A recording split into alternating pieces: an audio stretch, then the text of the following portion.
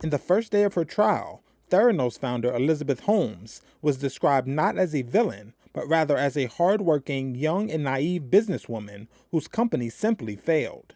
That was the message from her defense attorney on Wednesday, at the former Silicon Valley star's trial on federal fraud charges involving the now defunct blood testing startup once valued at $9 billion.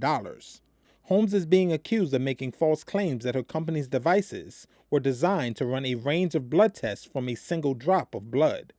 The prosecution and defense painted remarkably different portraits of Holmes in their opening statements to the 12-member jury, in one of the most closely watched trials of a U.S. corporate executive in years.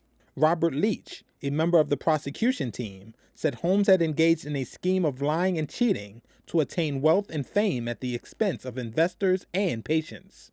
But defense lawyer Lance Wade told jurors in San Jose, California, quote, "In the end, Theranos failed and Mrs. Holmes walked away with nothing," adding that failure is not a crime.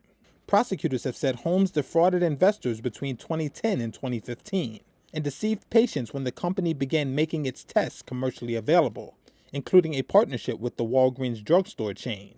In 2015, the Wall Street Journal reported that Theranos devices were flawed and inaccurate, setting off a downward spiral for a company that had drawn investors including media mogul Rupert Murdoch and billionaire Larry Ellison. Holmes has pleaded not guilty to 10 counts of wire fraud and 2 counts of conspiracy. Former Theranos executive Ramesh Sunny Balwani has also pleaded not guilty. He is scheduled to be tried separately.